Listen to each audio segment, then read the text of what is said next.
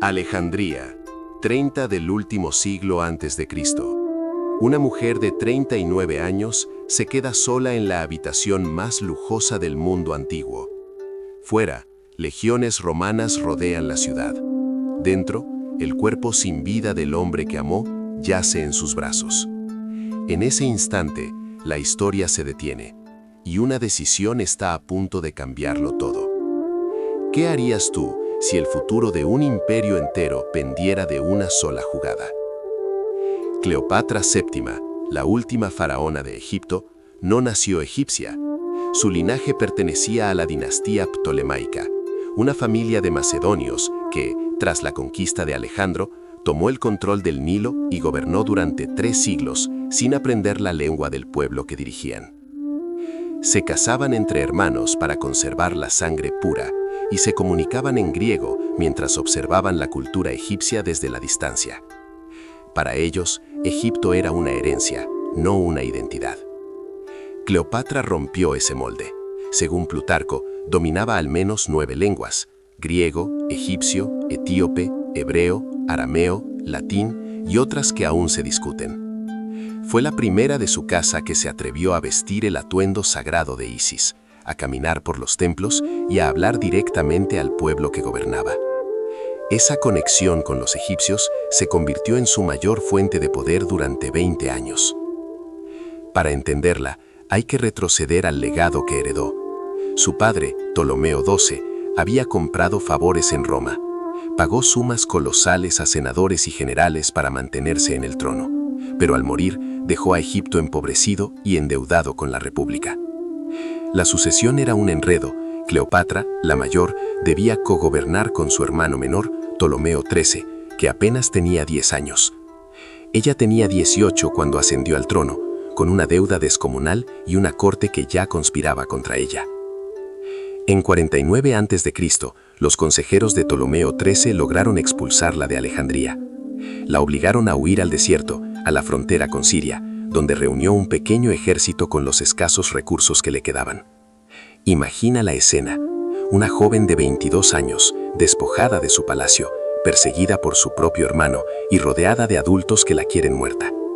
La mayoría habría optado por negociar, buscar refugio, pero Cleopatra apostó todo a una sola carta, la más arriesgada posible. Entonces llegó Julio César en 48 a.C. Persiguiendo a Pompeyo, desembarcó en Alejandría y recibió como regalo la cabeza del general rival. La noticia lo conmovió y en ese momento Cleopatra vio una ventana de oportunidad. Solicitó una audiencia, pero los guardias de su hermano custodiaban la entrada, y cualquier intento de entrar la habría llevado directamente a la captura. La solución que escogió quedó grabada en los anales como una mezcla de ingenio y audacia. Se hizo envolver en una alfombra, y bajo ese velo fue introducida clandestinamente en el Palacio Real, frente al hombre más poderoso del mundo conocido. Detente un segundo e imagina la escena. La reina de una civilización milenaria metiéndose dentro de una tela para burlar a los guardias de su propio hermano. Esa imagen revela tanto la desesperación del momento como la inteligencia de una mujer que sabía exactamente lo que necesitaba. César quedó cautivado, no solo por su belleza, sino por su capacidad de persuasión. Hablaba latín con fluidez, discutía historia, filosofía, estrategia militar y adaptaba su discurso al interlocutor. La alianza fue inmediata. César apoyó militarmente a Cleopatra. Las fuerzas de Ptolomeo XIII fueron derrotadas y el joven hermano murió ahogado en el Nilo mientras intentaba escapar. Con el trono recuperado, Cleopatra tomó una decisión que sorprendió al mundo romano. Viajó a Roma acompañada de César y de su hijo Cesarión, instalándose como invitada oficial en la capital del imperio. Una reina extranjera paseando por las calles de la ciudad más poderosa del mundo, con el hijo del hombre que la había salvado. Los romanos la odiaron. Cicerón la despreció en sus escritos, viéndola como una amenaza oriental que contaminaba la pureza de Roma. Pero mientras César vivió, Cleopatra estuvo protegida. El 15 de marzo del año 44 a.C., todo cambió de golpe. Julio César cayó asesinado en el Senado. En cuestión de horas, Cleopatra comprendió que su posición era insostenible. Sin su protector, era una reina extranjera con un hijo ilegítimo en una ciudad que la repudiaba. Regresó a Egipto y esperó, porque siempre supo cuándo aguardar. Lo que siguió fue una de las épocas más caóticas de la historia romana. El mundo mediterráneo se dividió entre los que habían asesinado a César, liderados por Bruto y Casio, y los que buscaban vengarlo, encabezados por Marco Antonio y el joven Octavio, heredero del dictador. En medio de esa guerra civil, la segunda gran apuesta de Cleopatra tomó forma. En 41 a.C., Marco Antonio, que controlaba la mitad oriental del imperio, convocó a Cleopatra a Tarso para interrogarla sobre supuestos apoyos a sus enemigos. En lugar de enviar un embajador, ella organizó una entrada que parece sacada de un drama épico.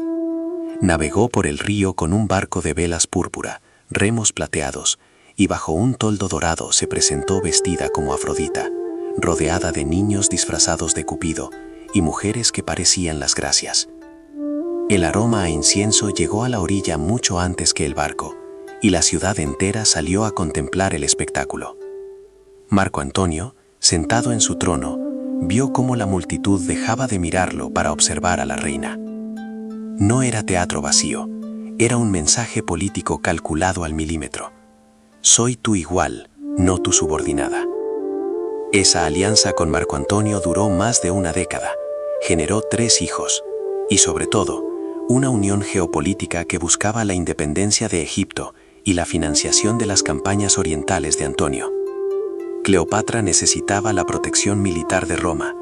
Antonio necesitaba la riqueza egipcia para sostener sus guerras.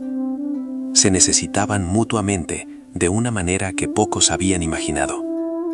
Si esto te está sorprendiendo y quieres seguir descubriendo cómo terminó esta historia, suscríbete y acompáñanos en la siguiente parte. Dale like si esta visión de la astucia de Cleopatra resonó contigo. ¿Qué piensas tú de sus decisiones? Cuéntame en los comentarios, me interesa conocer tu perspectiva. Y mientras la sombra de la derrota se cernía sobre el horizonte, el joven Octavio, ahora al mando del imperio que una vez compartió con su tío, trazó su plan con la precisión de un cirujano. No había espacio para la piedad, solo para la consolidación del poder. En la costa de Grecia, la flota de Marco Antonio se preparó para el enfrentamiento definitivo. El mar, testigo silente de 1000 batallas, se tornó en un espejo que reflejaba la ambición de 2 hombres y la mirada de una mujer que había aprendido a jugar con los dioses. El día señalado, los vientos de la tarde soplaban con una fuerza que parecía susurrar secretos de antiguos imperios. Las naves de Octavio, alineadas como una columna de acero, avanzaron con la disciplina de las legiones que habían conquistado medio mundo. En cambio, la armada de Antonio, aunque más numerosa, mostraba grietas en la coordinación. La confianza entre sus comandantes se había erosionado tras años de excesos y fiestas en la corte de Alejandría. Cleopatra, al tanto de la situación, envió a sus mejores emisarios a Tarso, intentando persuadir a Antonio de que abandonara la batalla y buscara un nuevo acuerdo con Roma. Pero el orgullo del general romano, alimentado por la gloria de sus victorias pasadas, no cedía. Cuando los cañones resonaron, el cielo se tornó rojo como la sangre que pronto bañaría las aguas del mar. Las primeras explosiones sacudieron los mástiles y los gritos de los soldados se mezclaron con el estruendo de las olas. En medio del caos, Marco Antonio, con el rostro cubierto por la espuma del combate, buscó a su amada entre la niebla. No la encontró. En su lugar, vio la figura de un oficial romano que alzaba la bandera del futuro imperio. La derrota se dibujó en su mirada, y la certeza de que la causa estaba perdida lo invadió como una ola fría. Regresó a Egipto con el corazón destrozado, mientras Cleopatra, al recibir la noticia, sintió que el mundo se le venía encima. En la gran sala del palacio, los tapices que una vez celebraron la unión con Roma, ahora colgaban como sombras de un pasado que no volvería. Los consejeros, temerosos, le sugerían que negociara la rendición, que entregara a sus hijos como rehenes y que aceptara la humillación de ser una monarca bajo el yugo romano. Pero la mujer que había aprendido a hablar la lengua del pueblo, a vestir la piel de la diosa Isis y a navegar los ríos del poder con la astucia de un zorro, no estaba dispuesta a renunciar sin luchar. Así, la noche del 16 a.C., bajo la luz de la luna que bañaba el Nilo, Cleopatra tomó la decisión más dramática de su vida. Ordenó que se preparara una copa de vino de la mejor calidad, mezclada con una sustancia venenosa que los alquimistas habían guardado para ocasiones especiales. La copa, reluciente como el sol sobre el agua, fue entregada a su hijo mayor, Ptolomeo Filópator, como símbolo de la continuidad de la dinastía. Luego, la reina se retiró a su cámara privada, donde los guardias habían dejado una puerta entreabierta, como si el destino mismo la estuviera invitando a cruzar el umbral. Allí, en el silencio de los muros cubiertos de jeroglíficos que contaban historias de faraones inmortales, Cleopatra se dejó caer sobre una cama de sábanas de lino fino. Sus ojos, que habían visto el esplendor de Alejandría y la crudeza de la guerra, se cerraron lentamente mientras el veneno se esparcía por sus venas.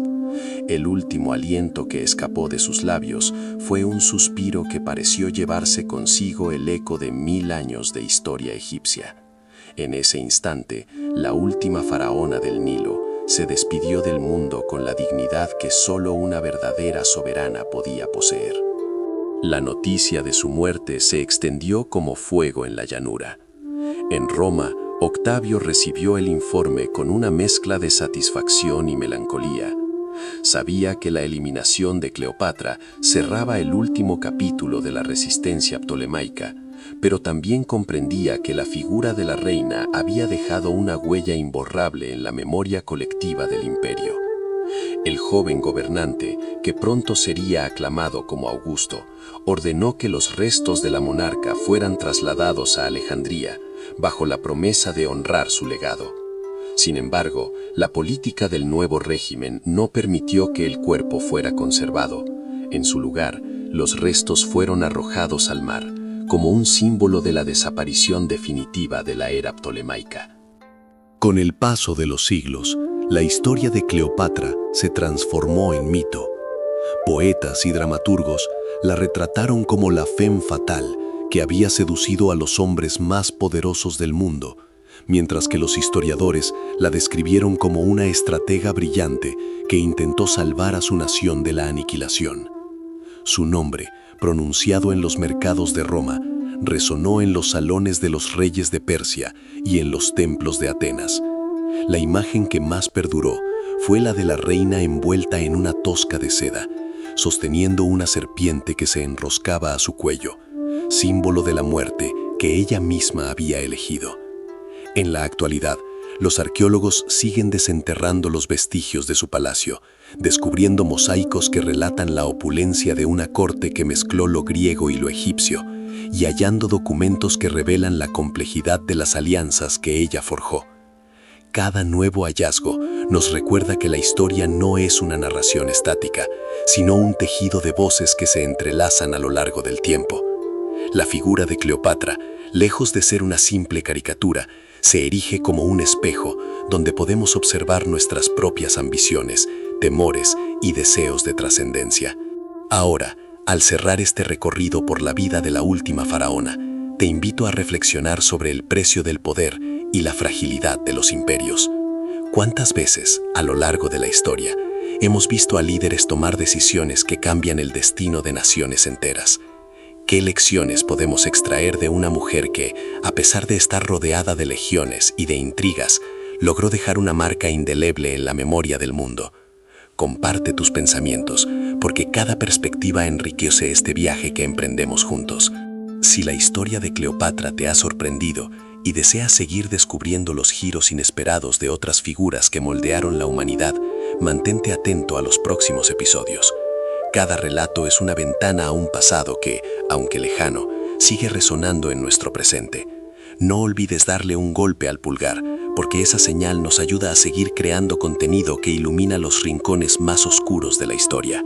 Y recuerda, la próxima vez que mires el horizonte del Mediterráneo, piensa en la silente presencia de una reina que, con su ingenio y su valentía, desafió a los dioses y a los hombres por un sueño que, aunque se desvaneció, nunca dejó de brillar. Y así, mientras el Nilo sigue susurrando historias bajo la luna, la sombra de la reina se extiende más allá de los márgenes de los papiros.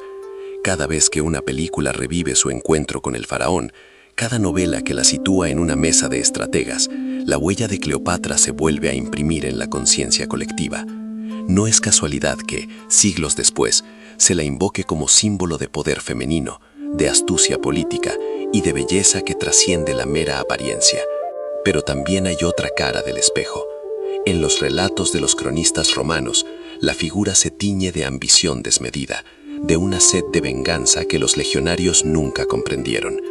En la poesía de los poetas del Renacimiento, la reina se transforma en musa de amantes imposibles, en la encarnación del amor fatal que lleva al héroe a la ruina. Esa dualidad, esa capacidad de ser a la vez heroína y villana, es lo que mantiene viva la conversación. No es, en última instancia, la historia un duelo de versiones. Si alguna vez te has preguntado por qué una mujer del antiguo Egipto sigue generando debates en cafés modernos, la respuesta yace en la universalidad de sus dilemas. El deseo de preservar su reino frente a una potencia imparable, la lucha por la autonomía en un mundo dominado por hombres, la decisión de enfrentar la muerte con la propia mano en lugar de ser exhibida como trofeo. Esos temas siguen resonando en tiempos donde los límites del poder y la libertad siguen siendo objeto de disputa. Los descubrimientos arqueológicos continúan desvelando matices que los relatos clásicos dejaron en la penumbra. Un fragmento de mármol, recientemente restaurado, muestra a la monarquía vestida con ropajes que combinan el estilo helenístico con símbolos de los dioses locales, revelando una estrategia de legitimación que iba más allá de la simple adopción de costumbres. Otro hallazgo, una tabla de cálculos financieros, indica que la administración de Cleopatra manejaba una economía tan compleja que los economistas modernos la comparan con los sistemas bancarios de la era contemporánea. Cada pieza añade capas a un mosaico que, aunque nunca se completará, nos invita a seguir explorando. Ahora, al cerrar este viaje, la pregunta que queda flotando sobre el Nilo es: ¿qué legado queremos llevarnos? Aprenderemos de la determinación de una mujer que supo jugar con los gigantes y, aunque perdió, dejó una marca indeleble. ¿O nos quedaremos atrapados en los relatos de victorias y derrotas que simplifican la complejidad de la historia? Tú, que has acompañado cada paso, tienes la última palabra. Déjame saber en los comentarios cuál crees que fue la decisión más audaz de Cleopatra y por qué sigue inspirándonos hoy. Si este relato ha despertado tu curiosidad, recuerda ese pequeño gesto al final del video, un leve golpecito al pulgar. Ese simple acto nos ayuda a seguir trayendo a la luz esas historias que el tiempo quiso ocultar. Cada susurro de apoyo nos permite seguir iluminando los rincones más oscuros de la historia, desenterrando voces que, como la de Cleopatra, claman ser escuchadas. Y la próxima vez que te encuentres mirando el horizonte del Mediterráneo, imagina la silente presencia de una mujer que, con ingenio y valentía, desafió a los dioses y a los hombres por un sueño que, aunque se desvaneció, nunca dejó de brillar. Que su historia te acompañe y te recuerde que, a veces, la mayor revolución nace de una sola decisión, tomada en la soledad de una cámara.